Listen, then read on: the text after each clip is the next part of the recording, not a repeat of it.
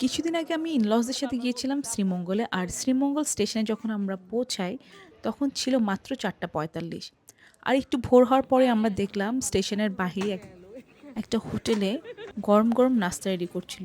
So আমরা আর লোভ সামলাতে না পেরে আমাদের ব্রেকফাস্টটা সেরে নিয়ে ওখানে আমরা নিয়েছিলাম পরোটা, ভাজি, ডিম, ডাল। সবকিছুই খুবই ভালো লাগছিল। আর সবচেয়ে ভালো ছিল এই চাটা। এরপর আমরা কিছু লোকাল মানুষদের কাছ থেকে একটু গাইড নিচ্ছিলাম কোথায়, কোথায় যাওয়া যায়, কিভাবে যাওয়া যায়। ওরা আমাদেরকে আইডিয়া দিচ্ছিল। আর এরপর রওনা দিলাম আমরা আমাদের রিসোর্টের দিকে। কিছুক্ষণ পর আমরা পৌঁছে গেলাম আমাদের রিসোর্ট দহলিজে। দহলিজে ঢোকার সাথে, সাথে আমাদের খুব মন ভালো হয়ে গিয়েছিল কারণ রিসোর্টটা খুবই সুন্দর ছিল।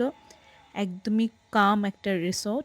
আর রিসোর্টটার প্রতিটা কর্নার এত বেশি সুন্দর, এত বেশি অ্যাস্থেটিক ছিল।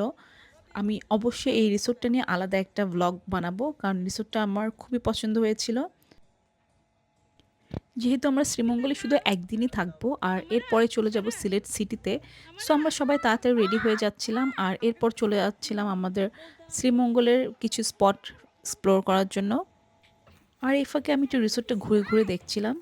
আর রিসোর্টটার রুমগুলি খুবই সুন্দর, খুবই পিসফুল আর বিউটিফুল একটা প্লেস দহলিজ। একটা মাস্ট ট্রাই রিসোর্ট। আর এরপর আমরা চলে গেলাম আমাদের শ্রীমঙ্গলের কয়েকটা স্পট এক্সপ্লোর করতে। আমরা অনেক আড্ডা দিতে দিতে যাচ্ছিলাম। শ্রীমঙ্গলের প্রতিটা রোড এত সুন্দর, চারিদিকে আপনি সবুজ আর সবুজ দেখবেন। আর এরপর আমরা পৌঁছে গেলাম নূরজাহান টি স্টেটে।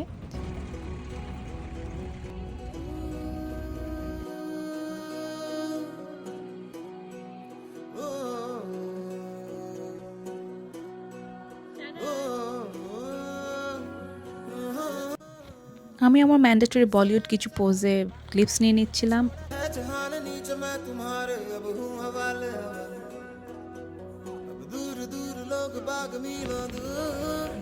এরপর আমরা চলে যাচ্ছিলাম আমাদের নেক্সট স্পটে। আর আমাদের নেক্সট স্পট ছিল মাধবপুর লেক। আর মাধবপুর লেকে পৌঁছানোর পর আমরা দেখলাম অনেক অনেক আনারস। আর আনারসগুলো এত বেশি জুসি আর এত ইয়াম্মি ছিল। আর এই ডাবটা অনেক রিফ্রেশিং ছিল। মাধবপুর লেকটা আসলে বেসিক্যালি একটা লেক যেখানে আপনি অনেক শাপলা দেখতে পারবেন। আর ডেফিনেটলি সামনে অনেক সুন্দর একটা চা বাগান আছে।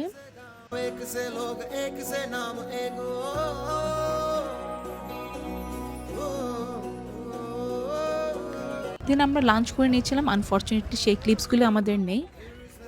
এরপর আমরা গেলাম শ্রীমঙ্গলের ভাইরাল রোডে। এই রোডটা সেলফি লাভারদের জন্য খুবই ফেমাস। এরপর আমরা গেলাম মণিপুরি পল্লীতে। মণিপুরি পল্লীতে আপনি অনেক সুন্দর সুন্দর মণিপুরি শাড়ি পেয়ে যাবেন। আমি অনেকগুলি শাড়ি নিয়েছিলাম। অ্যান্ড দেন আমরা আবার চলে আসলাম আমাদের রিসোর্টে এসে আমি আর আমার ছেলে কিছুক্ষণ সুইমিং করে চলে গেলাম রুমে একটু ফ্রেশ হওয়ার জন্য। দহলিজ কিন্তু রাতেও আরেক রকম সুন্দর। আর ফ্রেশ হয়ে বের হতে হতে দেখলাম নওশিনা আমাদের জন্য খুবই ইয়াম্মি একটা ঝাল ঝাল রামেন রেডি করে এনেছে।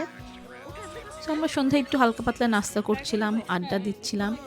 শ্রীমঙ্গল ট্রিপ থেকে আমি সবচেয়ে বেশি মিস করেছি এই ছোট্ট বিড়াল বিস্কিটকে। ও আমার আশেপাশে ঘুরঘুর করছিল।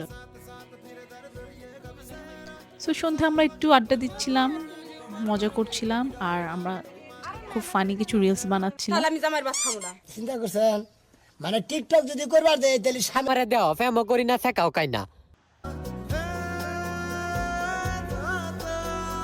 এরপর আমরা ডিনার করতে চলে গেলাম ওদের ডাইনিং এরিয়াতে। আর ওদের ডাইনিং এরিয়াটাও খুবই কাম অ্যান্ড বিউটিফুল। ডিনারের প্রতিটা আইটেমই ছিল খুবই ফ্রেশ আর খুবই ইয়ামি।